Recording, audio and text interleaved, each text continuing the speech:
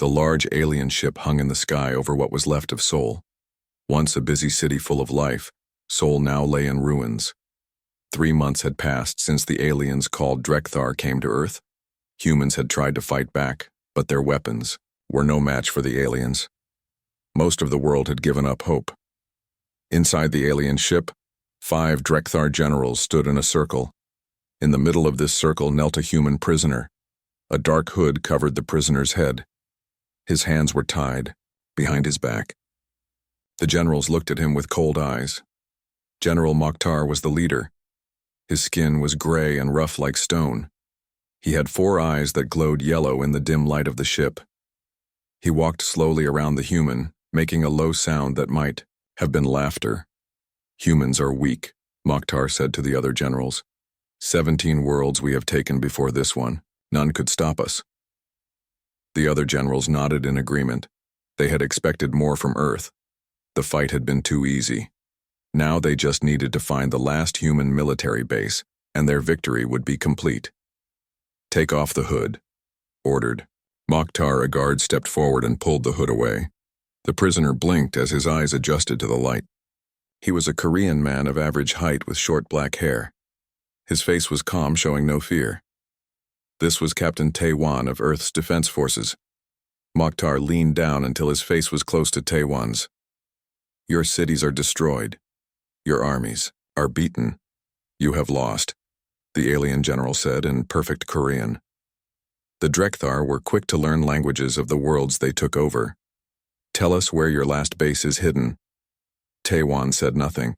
His brown eyes stared straight ahead as if Mokhtar wasn't even there. This made the general angry. He struck Tae-wan across the face. The blow was hard enough to knock a normal man down, but Tae-wan barely moved. A small cut opened on his cheek, and blood ran down his face. Still, he said nothing. "Bring the box," Mokhtar said to one of his guards. The guard left the room and came back with a black metal box. He handed it to Mokhtar, who opened it in front of Tae-wan. Inside was a small device that looked like a metal spider with 8 legs. "This will crawl into your ear and connect to your brain," Mokhtar explained. "It will cause pain like you have never felt. Then you will tell us everything." For the first time, Tae-wan spoke. His voice was quiet but clear. "That won't be necessary." Mokhtar laughed, and the other generals joined in, and the sound echoed around the metal walls of the room. "You think you have a choice?" Mokhtar asked. "No one has ever stayed silent once the crawler is inside their head." Tae-wan looked up at the general. "I meant that it won't be necessary because I'll tell you what you want to know." This surprised the generals. They had expected more resistance. "The last human military base is hidden in the mountains north of here," Tae-wan said. "I can show you on a map." Mokhtar narrowed his 4 eyes. "Why would you betray your people so easily?" Tae-wan shrugged. "Because it doesn't matter anymore. The war is lost. Maybe if I help you, you'll let some humans live." The youngest General Vexkor stepped forward. Unlike Mokhtar, his skin was blue and smooth. "It's a trap," Vexkor said. "No soldier gives up information this easily. Check his story," Mokhtar ordered. One of the guards brought a large screen and placed it in front of Tae-wan. The screen showed a map of Korea. Tae-wan looked at it and then pointed with his chin to a spot in the mountains. "There," he said.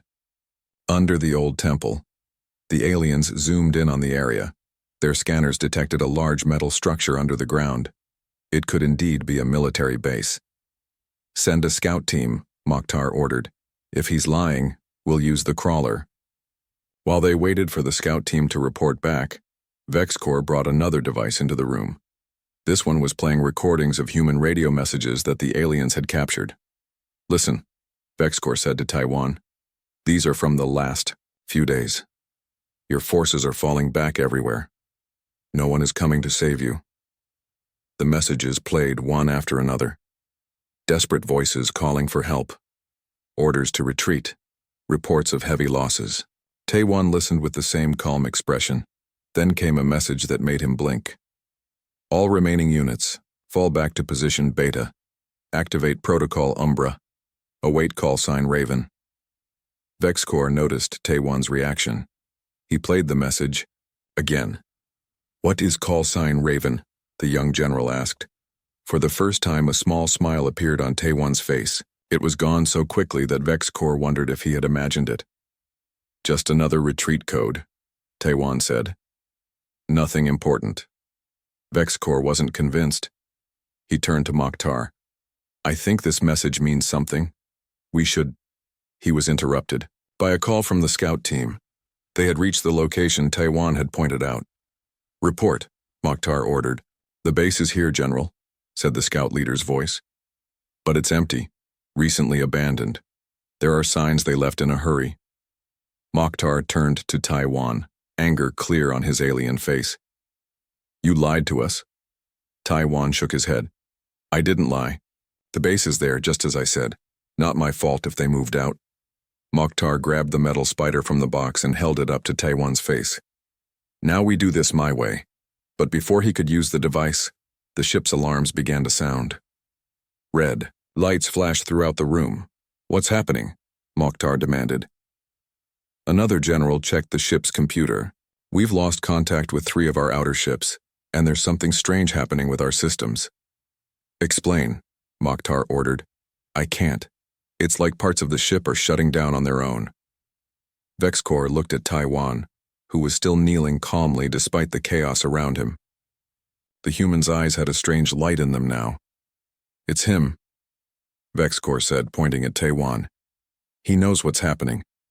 Mokhtar grabbed Taewan by his shirt and lifted him off the ground. "What have you done? What is call sign Raven?" Taewan looked the alien general in all 4 of his eyes and spoke in a voice that was no longer quiet. "You really shouldn't have captured me." At that moment, every light on the ship went out, plunging them into darkness. When the emergency lights came, on seconds later, Taewan's restraints lay empty on the floor. He was gone. Deep in the mountains, far from Seoul, a group of 20 humans sat in a hidden underground room.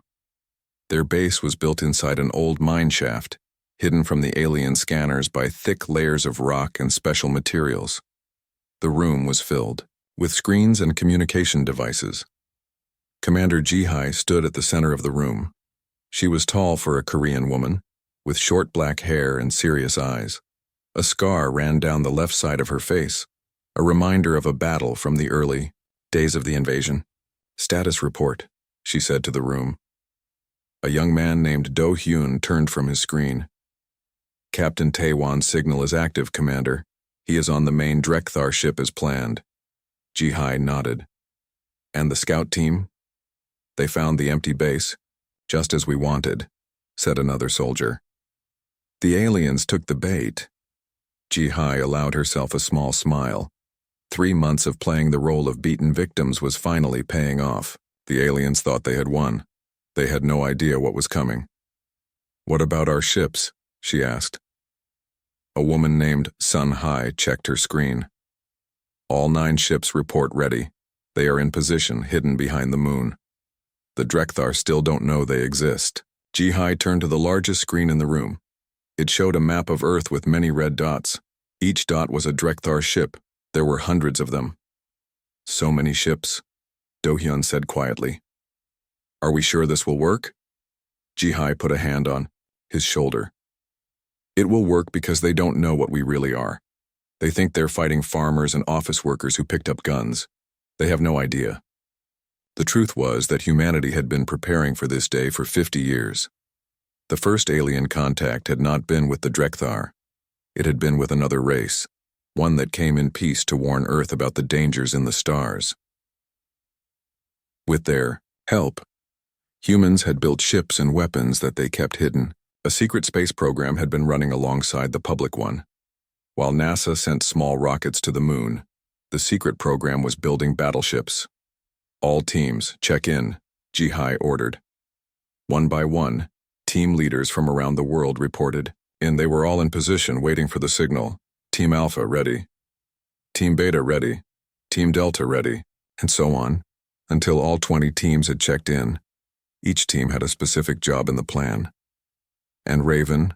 Ji-hai asked. There was a pause. Then a new voice came through the speakers. It was a woman's voice, calm and confident. Raven is ready, Commander. Du Hyun looked at Ji-hai with wide eyes. Everyone in the room fell silent. Raven was not just any soldier. Raven was the best of them all. A legend. Then we begin, Ji-hai said. She pressed a button on the main console. This is Commander Ji-hai to all. Teams, initiate Protocol Umbra. I repeat, initiate Protocol Umbra. High above Earth, hidden behind the moon, 9 ships powered up their engines. These ships did not look like anything humans had shown in public. They were sleek and black, with technology, far beyond what the Drekthar thought Earth possessed. On the bridge of the lead ship, a woman sat in the commander's chair. This was Hyejin, the soldier with the call sign Raven. Her ship was also called Raven, the fastest and most advanced vessel humans had built. All systems online, reported her second-in-command, a man named Ki-tae. Weapons at full power. Stealth. Systems engaged. Hyejin nodded. She wore a black uniform with a small metal pin shaped like a raven on her collar. Her long hair was tied back and her eyes never left the screens showing the positions of the Drekthar ships. Begin the operation, she ordered.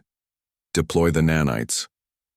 Throughout Earth's orbit, small devices no bigger than grains of rice began to move.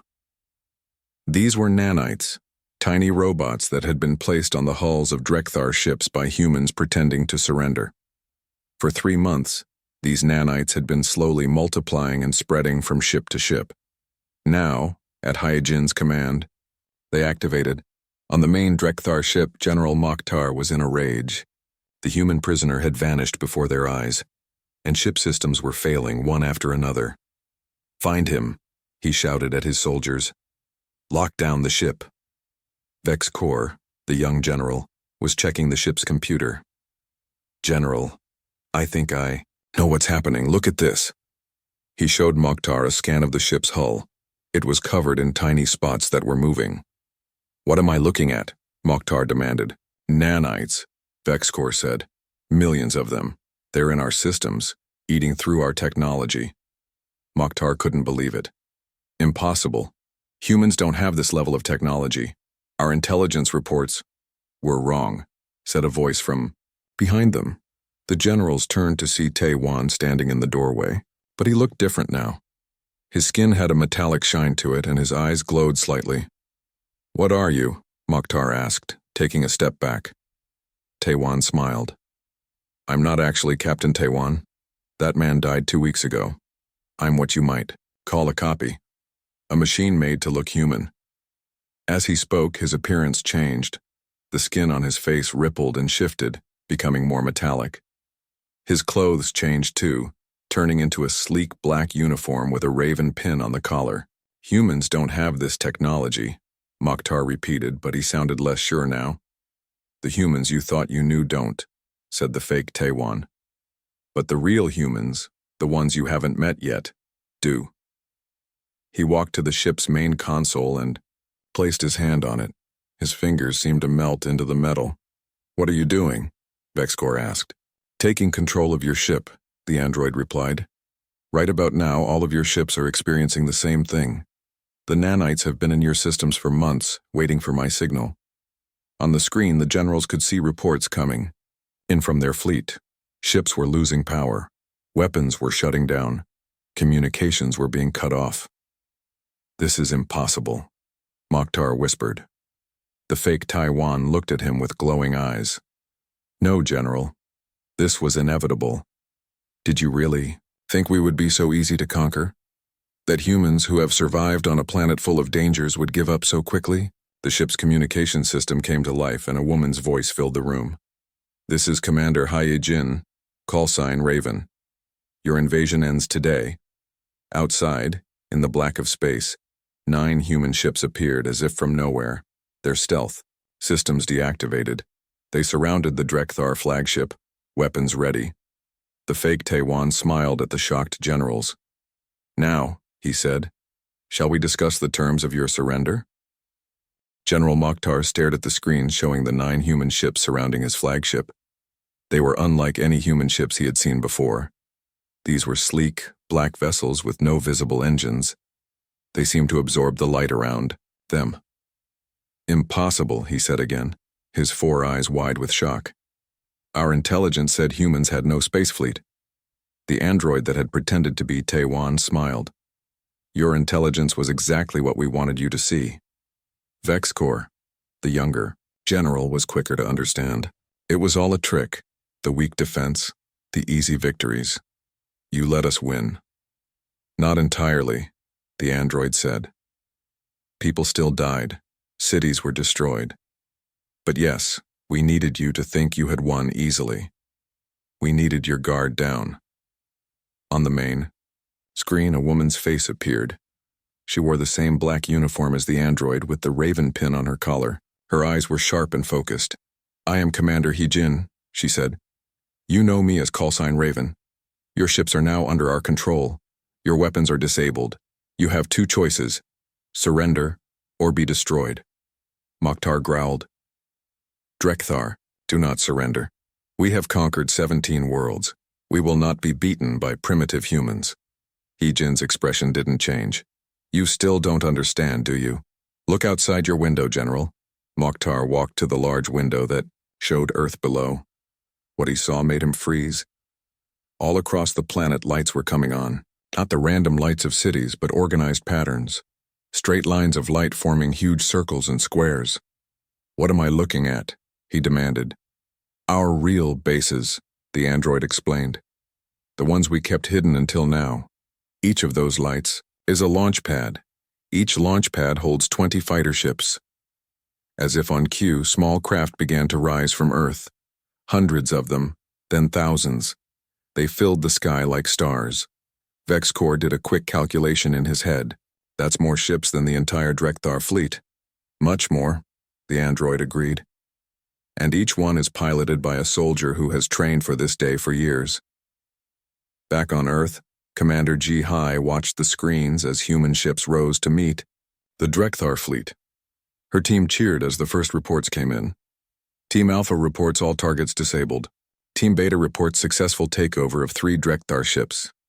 Team Delta reports all ground forces have surrendered. Ji-Hai allowed herself a small smile. 50 years of preparation were paying off. The plan was working perfectly. What about the civilians? She asked. Do-hyun checked his screen. All safe zones report the shields are holding. No civilian casualties in the protected areas. This was important. While the military had been preparing in secret, most humans had no idea about the true scale of Earth's defenses. They thought the invasion was real, that Earth was losing. Now, as they watched human ships rising from hidden bases, they were learning the truth. In orbit, He-Jin's ship, Raven, moved closer to the Drekthar flagship. Her second-in-command, Kite, monitored the battle. All Drekthar ships are reporting system failures, he said. The nanites have done their job. He-Jin nodded. Prepare to board the flagship. I want to meet this General Mokhtar in person. On the Drekthar flagship, panic was spreading. Soldiers ran in all directions as systems failed around them. The android that had been Taiwan still stood calmly in the command center, watching, the generals with glowing eyes. What are you? Mokhtar asked again. No human technology could do this. You're partly right, the android said. This technology isn't originally human. For the first time, real fear showed on Mokhtar's face. You've had contact with the Zorathi. The android tilted its head. Is that what you call them? We knew them as the visitors. They came to Earth 50 years ago. Not to conquer, but to warn us. Warn you about what? Vexcor asked. About you, the android replied. About the Drekthar and others like you. Species that conquer rather than cooperate. The visitors gave us technology, helped us prepare. Then they left, promising to return when we were ready to join the wider galaxy. Now Mokhtar understood. The Drekthar had heard stories about the Zorathi, a highly advanced race that opposed expansion through conquest, but they had believed the Zorathi were just myths, stories to scare young Drekthar. So this was never a real invasion, Vexcor said quietly. It was a test. Exactly, came a new voice. Hyojin had entered the room, flanked by soldiers in black uniforms. Unlike the android, these were clearly human. We needed to know if our preparations were enough. Thanks for helping us find out. Mokhtar snarled and reached for his weapon. Before he could draw it, one of Hyojin's soldiers fired. A pulse of blue energy hit the general, freezing him in place. Stasis field, Hyojin explained. He's aware but can't move. We don't want to kill if we don't have to. She walked up to the frozen general and looked him in his 4 eyes. The visitors told us about your kind, how you see other species as either threats to destroy or resources to use. We decided we would be neither. All across Earth's orbit, the battle was ending before it truly began. The Drekthar ships, disabled by nanites, were being boarded by human soldiers. With their weapons and engines off, they could not fight back. In the hidden base in the mountains, HFY received the reports with satisfaction. All Drekthar ships secured. 98% of alien forces captured. Minimal human casualties. She turned to her team. Send word to all command centers. Operation Umbra is a success. Begin Phase 2. Do-hyun looked up from his screen. Phase 2? I thought defeating the Drekthar was the plan. HFY shook her head. Defeating them was just the first step. Phase 2 is making sure they never come back. On the Drekthar flagship, Hyojin was explaining the same thing to Vexcor, who had surrendered without a fight. We're not just going to send you home with a warning, she said. We're going to escort you there. Show your leaders exactly what they're dealing with if they ever think of coming back to Earth. Vexcor looked at the screens showing the human fleet surrounding the Drekthar ships. They won't believe it. They'll think it's a trick. The android smiled. That's why we're bringing General Mokhtar and the other leaders, to tell them what they saw. And if they still don't believe it, Hyojin finished the sentence, then we'll give them a demonstration they won't forget. 2 weeks after the battle, a small fleet of ships left Earth's orbit. At the center was the Raven, Commander Hyojin's flagship. Around it flew 20 escort vessels. Behind them, held in tractor beams, were 5 Drekthar ships, including General Mokhtar's flagship. On the bridge of the Raven, Hyojin studied the star map showing the long journey ahead. How long until we reach Drekthar space, she asked. Kite checked the navigation computer. 3 days, Commander. Our new engines are much faster than theirs. Hyojin nodded. The journey that had taken the Drekthar invasion fleet 6 months would take her ships just 3 days. Another surprise for the aliens to discover. In a secure room deep in the ship, General Mokhtar sat behind an energy field. He was no longer frozen in the stasis field, but he could not leave the room. Vexcor sat beside him, but without restraints. The younger general had been cooperative. The door opened and Hyojin walked in with the android that had pretended to be Tae-wan. We will reach your homeworld in 3 days, Hyojin told them. I thought you might have questions before we arrive. Mokhtar glared at her but said nothing. Vexcor, however, leaned forward. Why did you let us attack Earth at all? He asked. If you had this technology, you could have stopped us before we ever reached your planet. Hyojin sat down across from them. We needed to know how you would attack, what strategies you would use. The visitors warned us about many species in the galaxy. We needed to be ready for all of them. So we were just practice for you, Mokhtar said bitterly. In a way, Hyojin admitted, but also a message. When we arrive at your homeworld, your leaders will see that conquering other worlds has consequences. Back on Earth, the cleanup had begun. The damage from the invasion was real, even if the defeat had been planned. Cities needed to be rebuilt.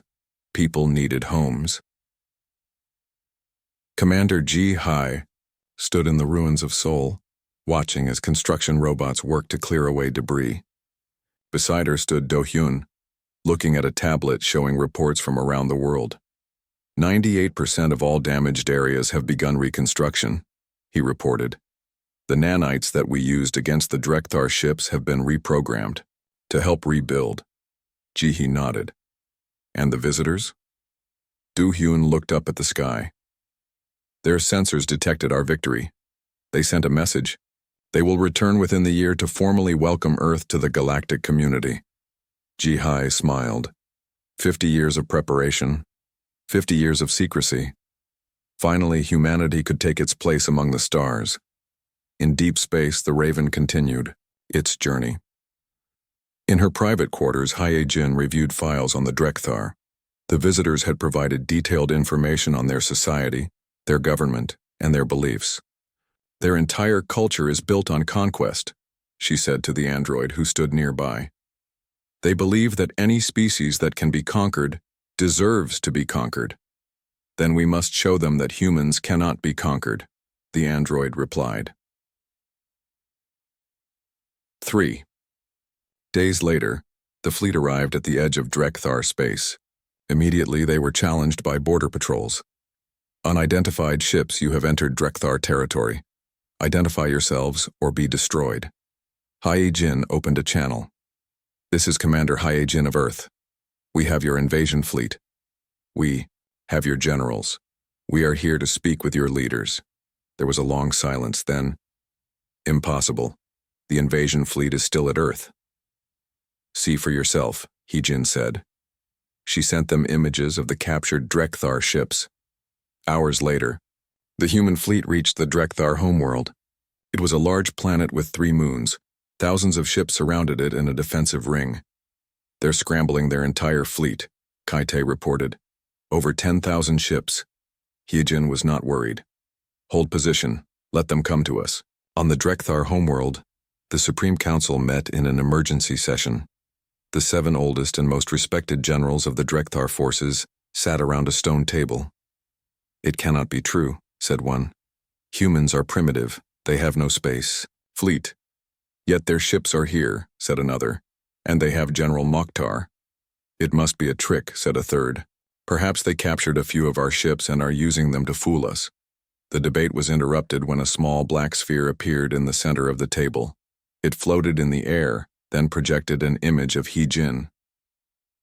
Greetings, Supreme Council. Of the Drekthar, she said. I am Commander Hyejin of Earth.